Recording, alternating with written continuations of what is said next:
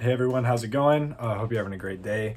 I'm trying something a little different here. Now that I'm on meet prep, I figured instead of getting like 1 or 2 videos a week showing only 2 workouts, I try and make the clips a little bit shorter and showing you an entire week's worth of stuff, at least my 4 main days and some of my heavier or just main lifts in general.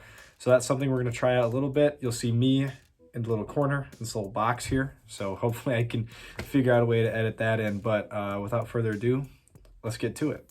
Also, as a side note, I'll try to be more consistent with uploads. It's just really hard because the semester is very, very busy. So I'm going to try and get 1 video out a week about my week in training, a little bit of recap, kind of this sort of style if you guys seem to like it. So let me know in the comments. That's really the only way I can know whether you guys like or dislike this kind of style. So now let's actually get after it. So starting off here was what I described in my last video, my programming video, is my really light squats. Now this will be around 50%, so ultra light, right? If you'll notice, I'm not wearing a belt or knee sleeves in this first set. I believe I did about 4 sets of 6 here. I just felt like it was light enough where by all means this is warm-up weight. This isn't anything I need to really, get my belt on and get my knee sleeves on and everything like that, except for the second set here where I was like, okay, let's give it a shot, right? Let's throw the belt on. But as you can see, still no knee sleeves. I just didn't really think they were necessary. Maybe in the future I'll throw them on just to give myself a little more speed, a little more pop out of the hole of the squat. But otherwise, I didn't feel like they were overly necessary. Now here I'm still squatting in my heeled shoes as I normally do, but this might be something I'm going to experiment with later. Maybe try squatting in flats, see if that helps fix my hips at all. As you might be able to see, I get pretty dang deep in that squat. So set that bad boy down, took the belt off, and now we're moving on to heavy deadlifts. I threw on some straps here because I'm a hook grip lifter when I deadlift, and these bars at my school are impossibly smooth. I mean, there's just no grip on these things. So anything over like 3 reps, I pretty much have to wear straps because of sweat and the fact that my hand just can't hold on to it. Maybe it's a grip strength issue. I get it. Skill issue, whatever. I'll figure it out. But these were a couple sets of, I believe, 415. Let me look at my handy dandy book here. Let's see. Yeah, that'll be 415, 4 sets of 5. I don't know if I showed all the sets. This is the second one here. What I was really trying to do here was focus more on my technique, I guess. I was really trying to lock in twisting my feet into the ground so I'd feel a little bit more stable.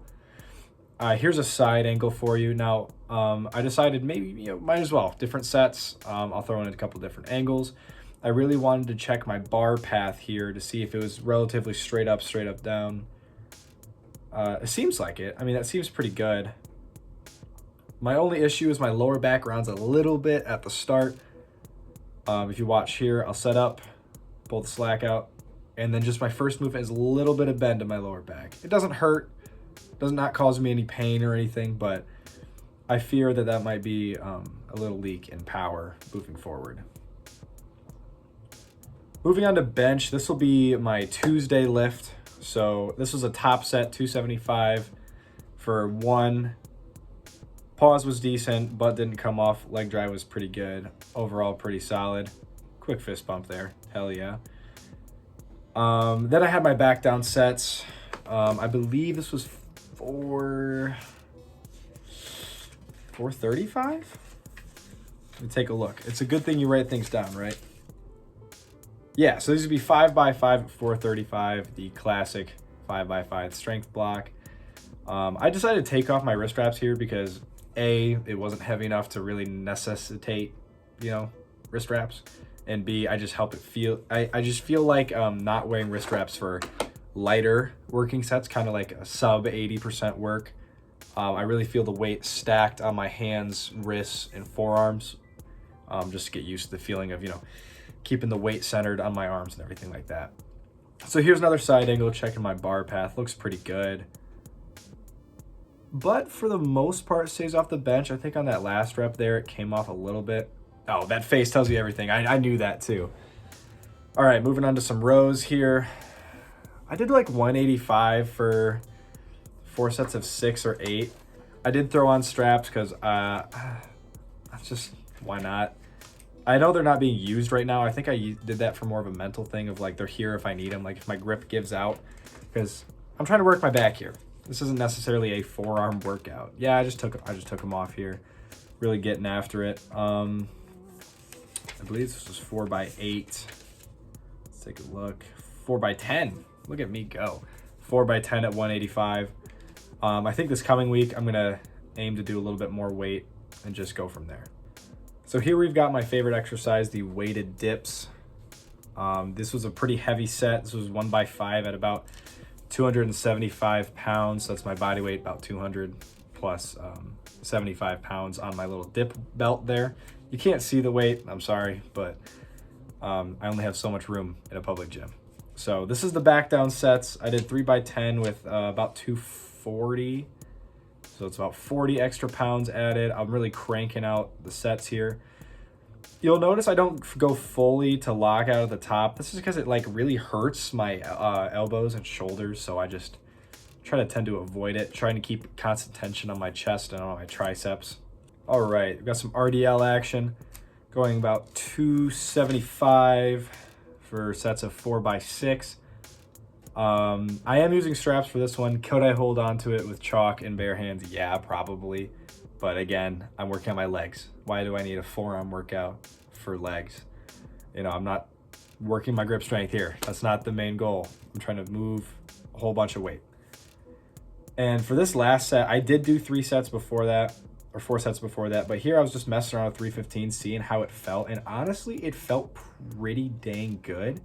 I think I did this for about 4 sets, but I definitely could have done it, or 4 reps, but I totally could have done it for more, which I think I might do moving forward to really get a lot of weight in my hamstrings, if that makes sense. A little re-rack there. Yeah, dude is spent. Anyways, here are the hack squats, my absolute favorite. Now, I tried something a little different here. You'll notice I'm wearing my squat shoes in the bottom left. That is because my calves kind of hurt that day for some reason. So I'm speeding through the reps here. I think I did about 8 or 10-ish here. I'm trying to push it right up to failure or at failure. You'll see here I really brace for this set here. I'm really huffing and puffing. Man, go for a run, kid.